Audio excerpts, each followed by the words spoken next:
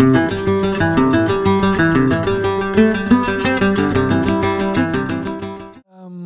can stay here because we move into the panel discussion. So I would like to invite all the panel members to join in.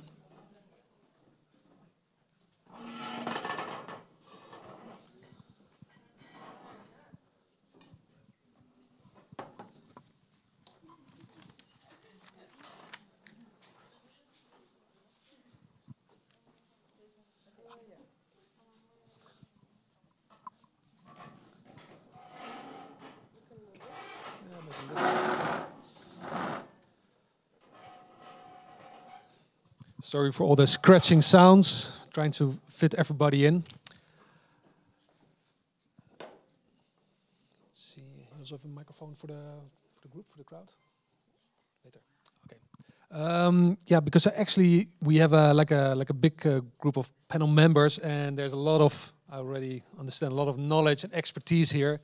And what I already mentioned shortly in the middle is it's very difficult to explain such a complex concept as climate change and how to address it, either through virtualization or through a big action plan for a whole delta or reef protection. And that is, well, to put it in 10 minutes is already difficult, but I can also imagine that it's even more difficult to translate that message, which we see quite often right now in the news and in well, basically on the web, to communicate that message of climate change. You know all the data, you have all the statistics there.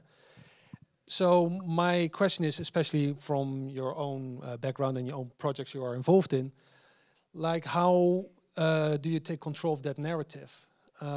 Because, for example, in Taiwan, you have a great way, education is a very important part of it, for whale watching, that people can understand about whales, learn about whales, and you want to educate them to protect it.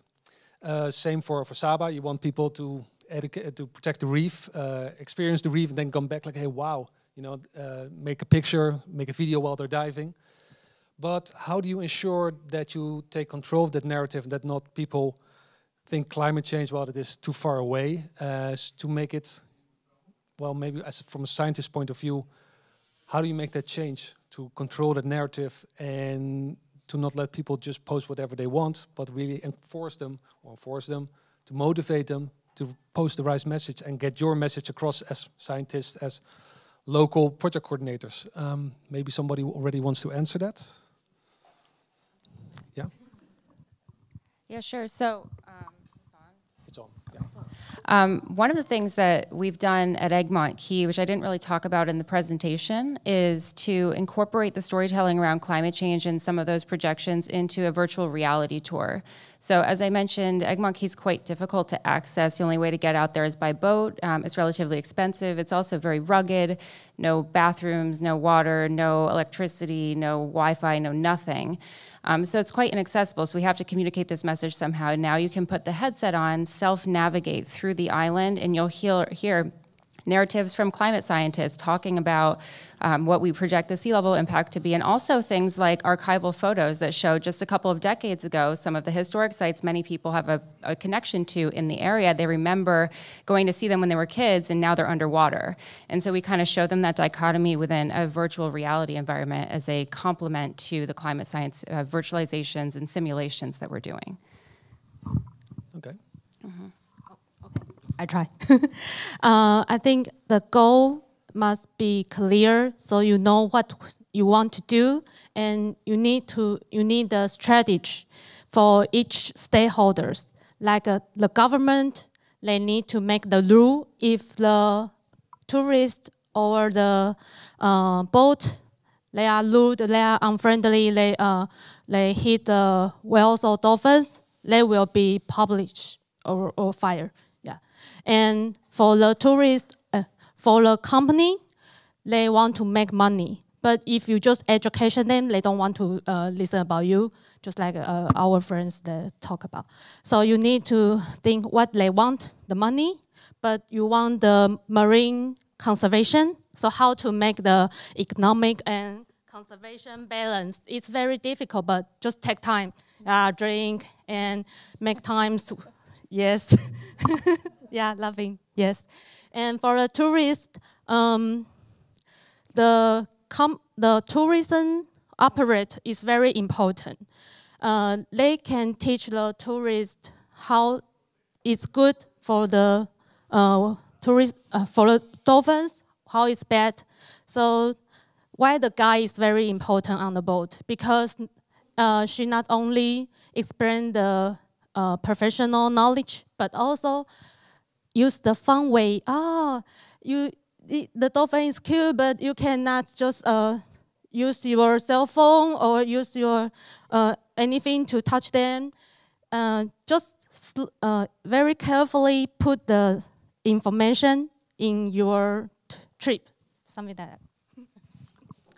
Yeah, so basically using education or training the guides on board or the captain to make sure they get the right information and they post the right information and they have the best experience, basically, not just let them look and yes. experience, but really guide them in the experience, give them the information so they get the most out of it and post the right information, not the wrong information. Yes, yeah, thank you. Katerina? Yeah. Hello. Okay, yeah. Great. So from the marketing point of view, which is my field, I do believe that we sell ideas, right? So we sell the idea of that we are doing sustainability, of course that we are doing it, but we have to talk to the people that is not involved, like local communities, that they have to believe from inside so they can take the message outside and motivate also visitors and tourists, and because we need to believe first in our territory. So for the marketing point of view, I think the best approach is to not to try to sell this all the time to the local community. What I mean is, like, let's say when you buy something in your normal day, what percentage of your day you spend of buying things? Maybe 1% of your day, I don't know. In my case, let's say 1% of my day. If I try to sell to the people all the time, I'm talking only to the 1% of their day. So what is going on with the 99% of the day of a person? So I need to have an approach from different angles, not only trying to put on their mind like sustainability all the time, like eco-friendly, like recycling. No, we have to become friends. So when they start to do it, they will do it because they want it and not because they need it. Yeah, so building relationships, basically, and long term, not the short term. Sell this, post this, do that, do this, but building a relationship and that they really want to support your project, and therefore they go to you for the information and like, hey, how does it work, and tell me more. So relationship building. Yeah. I'll tell the case of Terras de l'Ebre, especially in the Delta, when we usually give the information about how fragile is the delta, its biodiversity, and so on, and how threatened it is. But this is we have 500,000 visitors per year. My country now it's about 8 million, and when they saw that picture I showed you before, the general opinion was aware of that. So strong images like that is what they are useful. But on the other hand, as she said, we need to find the balance, because now there are some companies, small companies that are working in the Delta, and they say, stop sending this kind of messages, please, because I'm trying to sell my business and there's nobody that is going to invest in here. And it's a real problem. No, future investors are not there anymore. So the balance. And how do you decide on that balance? I mean, I know that if it's a hotel, they of course want to sell the beautiful beaches. Yeah. Who takes that role? Yeah. I am also from marketing, and I'm selling, so using positive messages all the time. The strengths, not the weaknesses. Yeah. So even in the positive news, positive message, you can include a bit of sustainability, but not only the dramatic things like, well, you know, what can happen to the earth when things keep going this way. So focusing on the positive, but not continuously repeating the sustainability message. That's it. Yeah. Thank you very much. Jordan? Yeah. Hello? Yeah. So I think for SEBA's case, how we control the narrative is SEBA Conservation Foundations invest a lot in education and awareness. So we focus on the schools. So we have Sea Scout, so that's for primary education. And then for higher education, we have the youth environment and leadership programs. Because we believe that if you start with the youth, then as they grow, then they'll take that same initiative and care for environmental conservation. And also for the government side, like she was saying, we also have a marine ordinance in place. Things like jet skis, what you mentioned, that's not allowed in SEBA and around SEBA. We have special mooring sites where people should go. They're not allowed to dock in locations that have a lot of coral. So we're very well protected in that aspect. So that's basically what we do to control that narrative. Yeah. Okay, thank you. Natalia? Well, I think we are living in a 3 planetary crisis. So we have to more than less say this is kind of like evident. We have it. Okay, I mean, there are some places in the world where this climate change is not evident. In my country, where you have a 70% mountains and you have the glacier, it is evident. Because you have a landslide, you have lavine, you have different, I mean, landscape is changing almost every year. So this is kind of thing we need to communicate it. We need to tell the people that that is the new reality and this is happening. So we can do our like step forward to more than less to decrease the impact on nature itself, but we need to also start to manage it. And how do you do that for Georgia? This is how we are, for example, doing is that on the grassroots level, we are having kind of like the community meetings sometimes, and we are talking about the first, how to say, the place where this climate change appears is the agriculture. When you see the problem of the agricultures, like what they are usually doesn't work anymore, that's kind of like the first indicators. And this is then we are kind of like trying to talk with the governmentals also more than less with the special programs, because that's the agriculture is not our strong side, let's say that way. The second thing is also the tourism. Tourism is because then everybody is talking about the huge ski resorts to, how it's more than less developed in the Caucasus Mountains. Heli ski, because it is not prohibited in Georgia. You can go in each like 5,000, 4,000 and ski down. And this is kind of thing what we are trying to also more or less communicate with the tour operators as well. So maybe you have some guys who are paying like 6,000 euro for 3-day hail skiing in the Caucasus Mountains, but I mean, for the destination, it is bad because you are unsustainable destination then. So this is kind of thing that we are trying to have a multi-stakeholder, I would say, dialogue. To be honest, the private sector understands more because they see the effect directly. The government is political decisions. I mean, when the politics and elections are coming in, then it's disaster, of course. But I mean, sometimes we are kind of like trying to be, true, that it is the new reality. And we need to start to manage it. Yeah, so as I understand it, multi-stakeholder discussion, approach, yes. Talking not only think about tourism, but it is agriculture, which obviously in climate change is a very important factor. But then still, yeah, it is indeed very difficult to control that narrative. If somebody goes heli skiing, he wants to make that image, he wants to make that video. Yes, of course. And share it, like, hey, come to Georgia, yeah. heli skiing. Yes, North Face is quite actually active in that the North Face Mammoth, they are kind of like paying for to the, how to say, extremals. They are coming like more, I mean, when they are promoting some new skis or some new clothes and this kind of thing, they are watching or they're searching for the very scenic places, like to have it, like the ski down Ushpa, for example, which is 4,000 over sea level.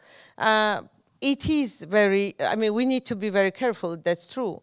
But it's kind of like when you, end of the day, do not have the product and you are all the time controlling the marketing and your narrative, then you will be without product, you know? Yeah. And this is, I mean, education, of course. I mean, we have developed for the school children like extra lessons. We developed for the teachers how to communicate it, like how they can integrate geography teachers, integrate their own, how to say, the lessons. We are having like small, really small kind of like integral part of each, I mean, more than less each training what we are doing. I mean, trainings are always tailor-made, but still, I mean, we just need to be honest to ourselves. Yeah. Yeah, sure. Thank you. I'm listening to all of you, and I think there should be, it's really about the balance, as you said, because it's different messages to different stakeholders. If you alarm the tourists, they won't come. If the tourists are part of the product, of the solution, or the regeneration, then these messages have to be kinder and more attractive. We do have to get the messages out to students, to community leaders, yes, but to the tourists themselves, I think we should hold off on these alarming messages, as true as they are and as important as they are. So different messages to different stakeholders might be the road to that. I need to have a comment on that one. Because some of you has been there when the shit actually hit the fan, more or less, to be frank. You have been directly affected by climate change.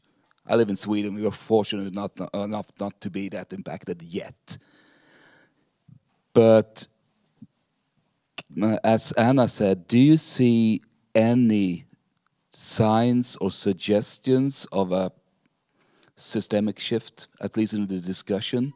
Because that's what I believe. I don't believe that we can do business as usual and just moderate our messages or our marketing.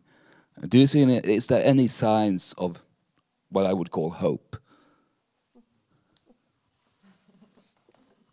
Well, that's a very clear but also open question.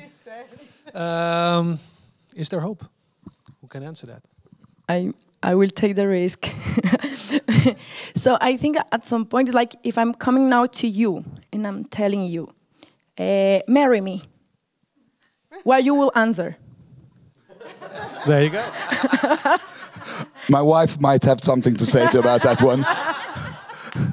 I'm at a conference, but not that openly.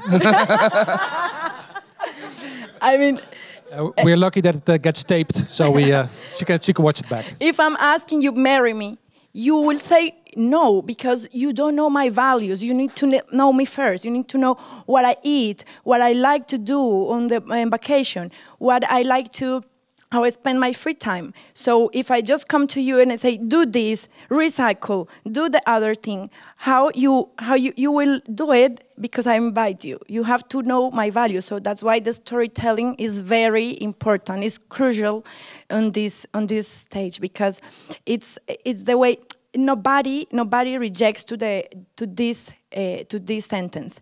Let me tell you something. Everybody wants to listen what's next. So I think like the way we build the story and the way we share our message has to be very, it has to suit perfectly to the type of target. So as you were saying, it has to be the same message but delivered in different ways. Well, the question is there hope? Is there from hope in marketing? Well, not in marketing, but yeah, the full effort. Like, I think yes. I will just very short. Yes, because the world is changing. If we are part of the change, there is hope. If we'll stay like this, we will die out like a dinosaurs. So if we want to be a dinosaur, that's our choice. So is it in Georgia, if you can make it more personal, more in your region? In Georgia itself, generally, I mean, of course there is hope. We just need to, like, go directly back to the roots, because our ancestors, they were not building the houses in stupid places when they know that the lavine will or the landslide will come, you know? I mean, there is not such a cultural evidence of that any kind of like infrastructure on the places which can be affected by lavine or the landslide or etc. So because they understood the nature, so if we will change ourselves together with nature, then there is hope. Thank you very much. Gabriella, you want to say something?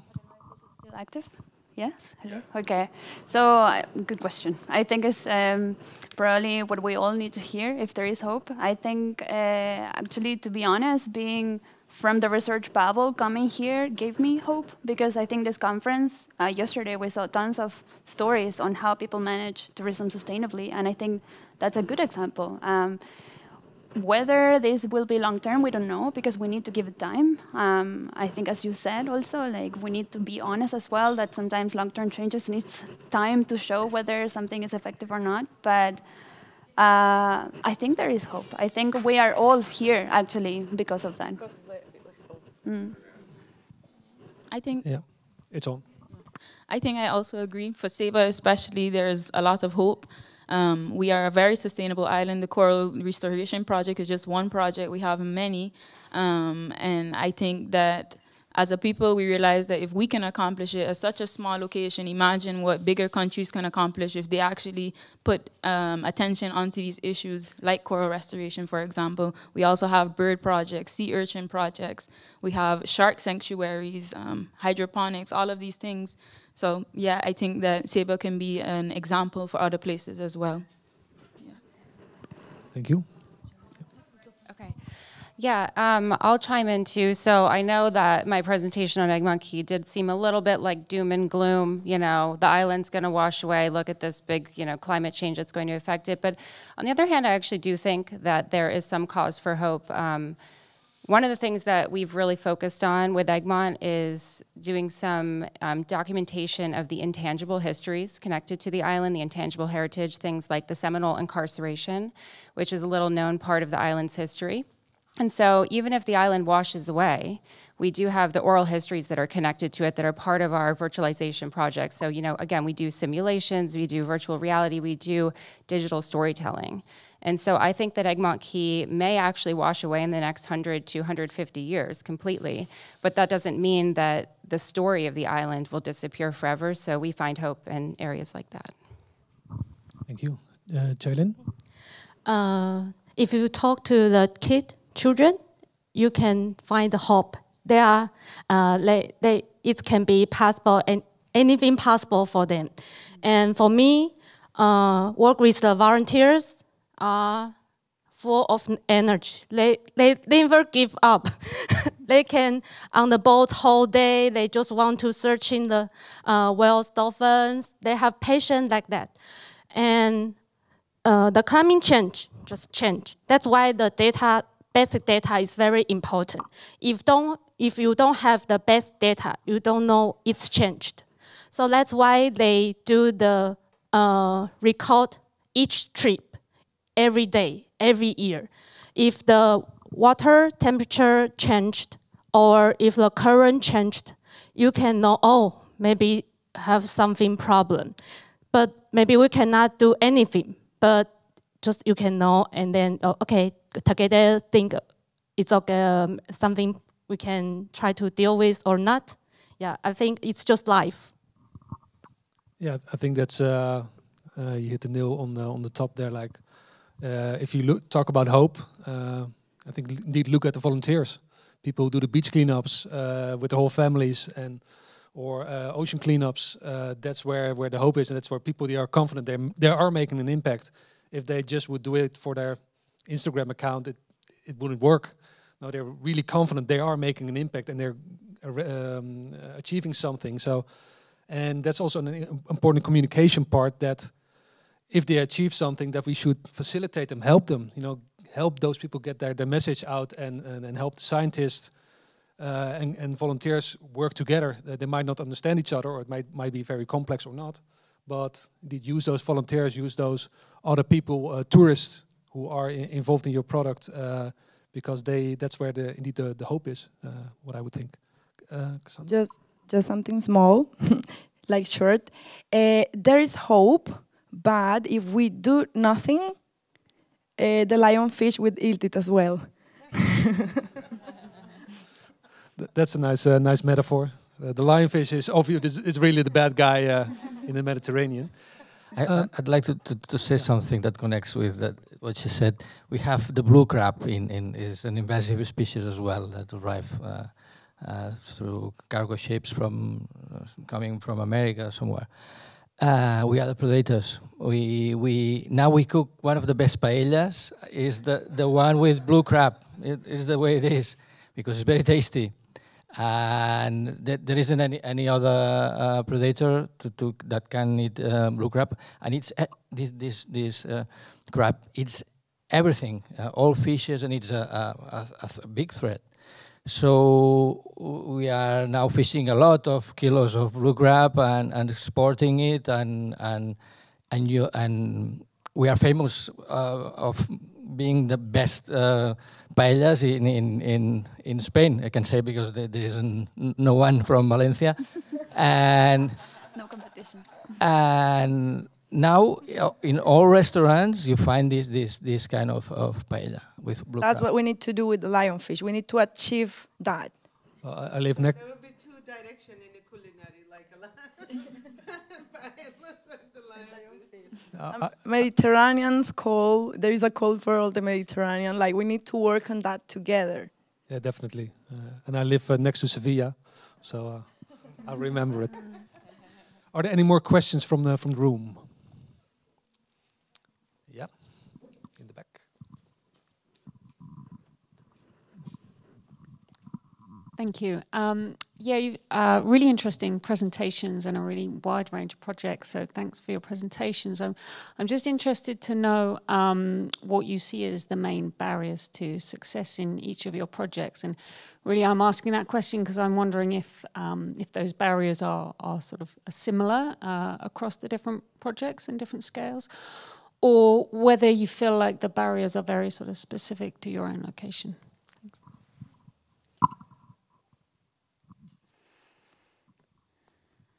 Who can answer that question? Well, I think for us, the main problem is first the stony coral tissue loss disease. So it's a seaborne disease. We also have issues with coral bleaching and, of course, the human influence on our waters as well. Those are our greatest barriers. Thankfully, the stony coral tissue loss disease is kind of decreasing now, but coral bleaching is still an issue. And as I mentioned, that's why we're trying to develop a continuous flow system inside the lab so that we can actually grow the corals more frequently inside of the lab, because we can't really control the conditions of the water, but we are trying to adapt to it. And that's why we also have different coral nurseries as well and other coral relocation trials, and we're trying to join different corals together to see what will happen. So it's basically just a research phase, and it all stems from climate change. Yeah. Go on. Hello? I mean, for the projects like we are doing, or you are doing, sorry. Go ahead, it's okay. Sorry. Yeah, I can go after. Because I... Yeah. Okay, the problems what we have, it's very easy actually. Everybody wants to have with such a project a quick wins. And you cannot do it with the quick wins. I mean, politicians want to have a quick wins, and donors want to have a quick wins, and etc. Nobody, I mean, really, if you go to the international donor organizations, if you see what they are doing, how they are doing, is that nobody wants to work long-term with the local community where you will have maybe 1 year, 1.5 years, no like visible or tangible result. But all this work brings to the really long-term result. That is our problem, what we are facing. Thank you. So for us, I can talk for North African countries, what we have seen as the main barriers is actually similar to Georgia. So there is, on one hand, a lack of political infrastructure, or let's say laws are on paper but not in practice. And second, there is a lack of monetary resources to comply with laws or to come up with solutions. So these are the main barriers. And then on the other hand is what you said as well, that sometimes there could be stakeholders that want to make a change and that want to implement a solution, but then as soon as the government changes, then it doesn't go on. So there is, yeah, so there is this ambition for making something or bringing a change, let's say, but there is not the long-term perspective for achieving that. Yeah, really interesting. So at Egmont Key, I would say the biggest challenge that we face is probably that our politicians in our state are at the forefront of climate change denial as a political platform.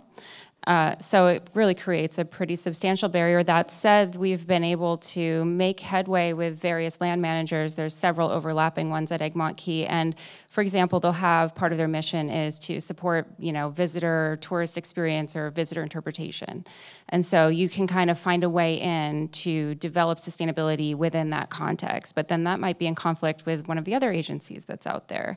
And so Egmont Key was sort of originally designed in that way with all those layers of different entities involved and stakeholders to prevent it from turning into a bunch of condos, essentially. And so it did have that effect. It's a refuge, but it's like so complicated and there's so many politics. So I would just say it's the layers of politics and then just the overarching climate change denial in the state.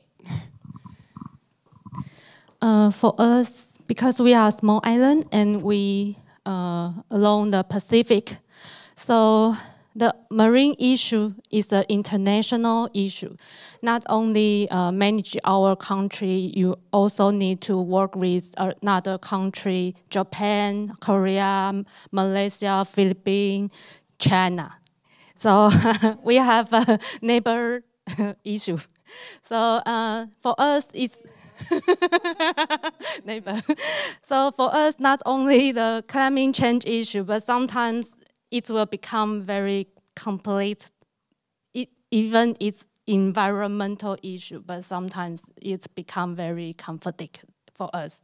So that's our challenge. In the plan I presented, the main challenge, the main barrier is the governance. There's in some issues, there's a lack of leadership for instance, to solve the problem of connecting bicycle routes. It's quite simple, because it depends on us, on our municipalities. But to bring more sediments to the mouth of the river Ebro doesn't depend on us. It's the Hydrographic Confederation. It's the decision is made in Madrid, and there are a lot of electrical companies in each reservoir, in each of these 62 reservoirs. I mentioned before, so it's a huge problem to solve. No, the solution is very difficult, very complex. So governance, so yeah. So can you hear me? Yeah. So I'll join all of you with the governance thing, because it's definitely an issue. And I also think that one of the barriers is like, I used to say the resources, but now I'm sure that there are resources out there. Like, we can find a way. There is always projects. The EU is always helping. There are NGOs with resources. But what I think mostly lately is the human resources. Like, there is lack of people believing on these things, believing in with the willingness to really work hard on it. And I think that it's complicated because many people, they put over the interest and the profits and over the real thing that is the nature. So I think that human resources could be also a barrier. So it's more people to believe on the projects. And I think this mostly like governance and this. Thank you very much. I see we've run out of time, but I think I can wrap it up that, well, the biggest challenge is governance. There is enough hope. I think we can also conclude that there are great things happening. As long as you, keep collecting the data, make sure you can show it like, well, this is happening. We need to move forward. Don't stand back. But there's hope. Believe in the youth, like in the children. They look forward to it, and they are happy when they see a dolphin or a whale, and they are looking forward to the future, their future. But indeed, we have challenges: politicians, governance, multi-stakeholders, short-term, long-term. But I'm sure we can. I think that's a whole different topic for a panel. How to work with politicians. I won't let you get you started on that one. But I want to thank you, everybody on this panel very much. Give them a big hand.